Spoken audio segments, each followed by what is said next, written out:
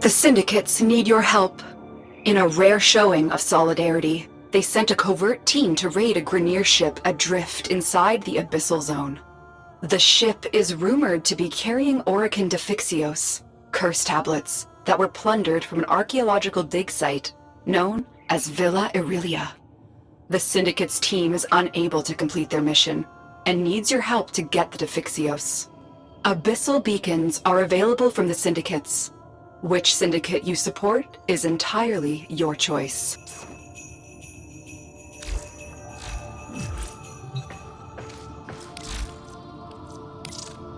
What can we do to help your journey? We are honored to help.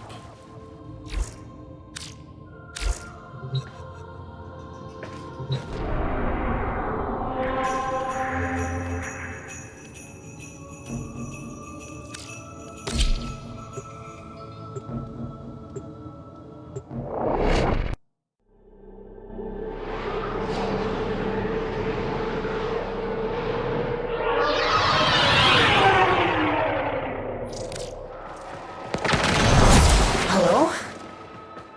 Reinforcements? Listen, we don't care about our mission. My team just wants to go home. Clear out this ship so we can escape. If you find any of us, we'll show you where the nearest Defixio is. We want nothing to do with those cursed things. Be cautious. The Defixios are coveted because of their power. I cannot predict their effects on you or your Warframe. Hey! Over here!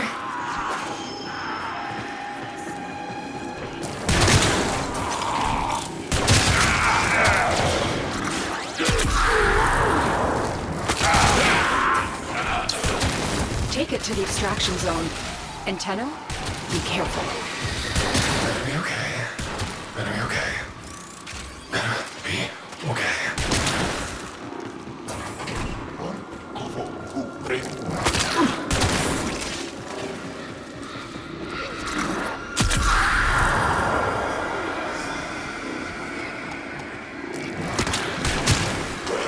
Stay focused. There's a heavy unit approaching.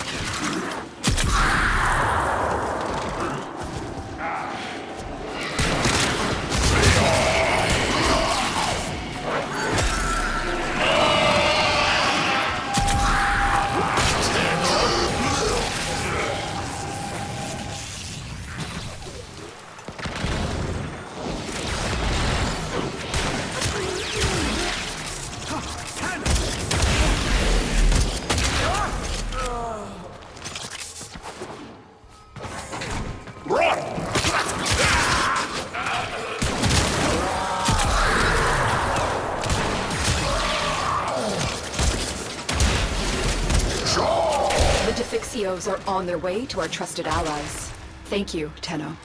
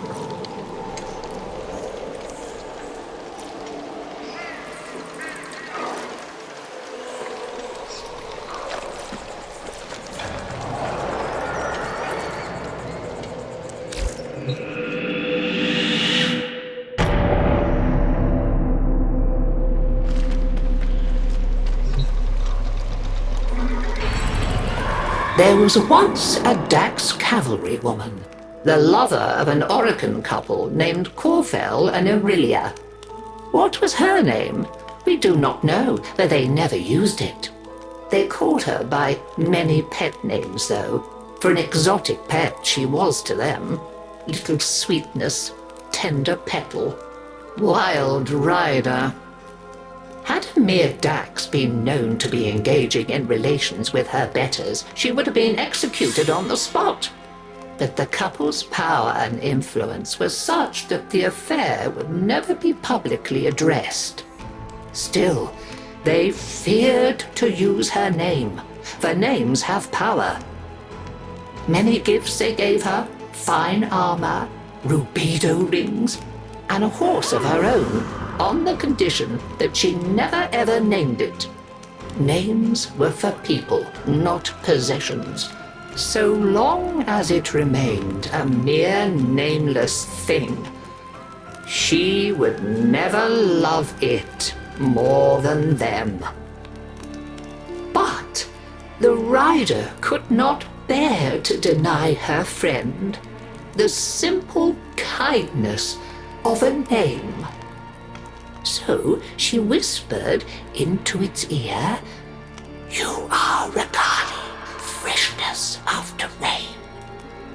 And just as the couple had feared, she came to love the horse dearly. This was intolerable to them. The horse had to go. An accidental impalement was arranged. But fate played a cruel trick, and both rider and horse were impaled. Corfel and Aurelia hastened to her side. Ignoring the dying horse, they fretted over their lover as she coughed blood.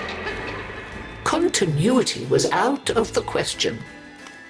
In desperation, they turned to a certain expert and pleaded with him to let her live forever. He returned the rider to them, transformed to a warrior of living steel. Her sweet and pretty face looked upon them with a smile that would never fade.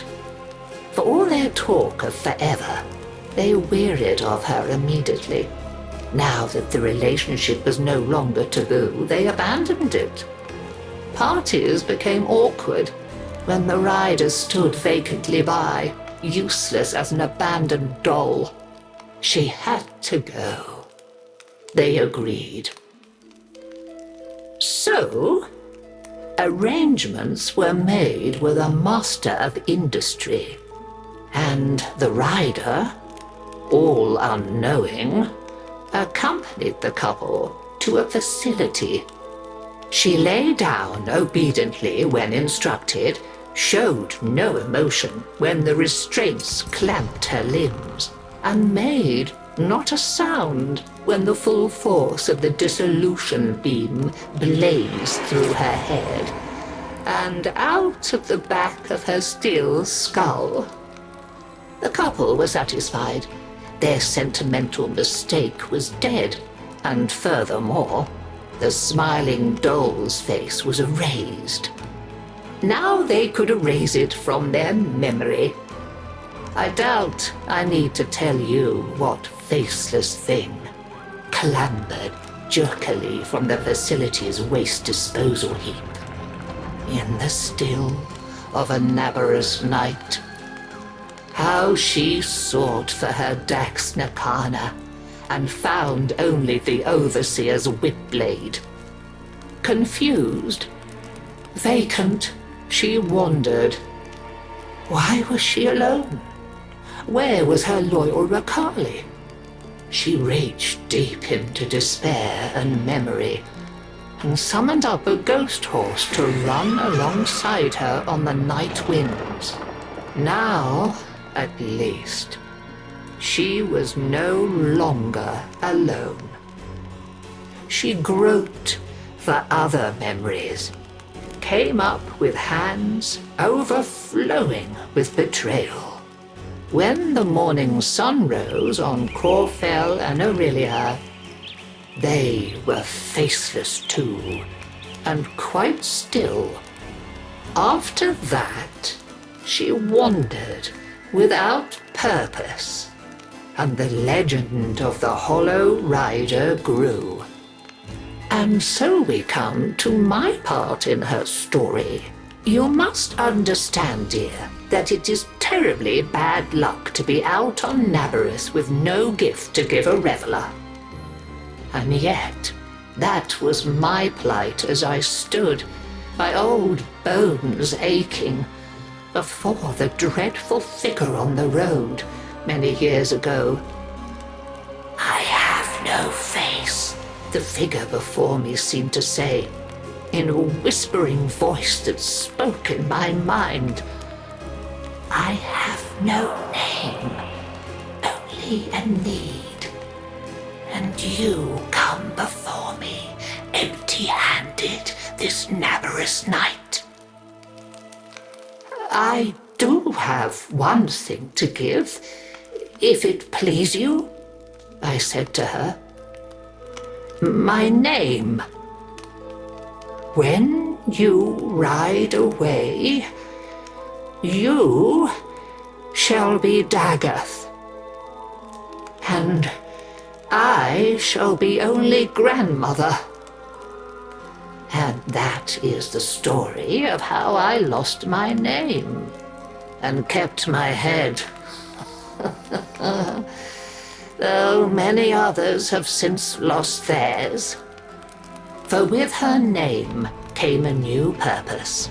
Dagath, you see, means the mirror that accuses. They say that none can now look into the gulf where once her face was, without their own sins rising to accuse them, and a swift, sharp sentence following. A happy Naberus to you all.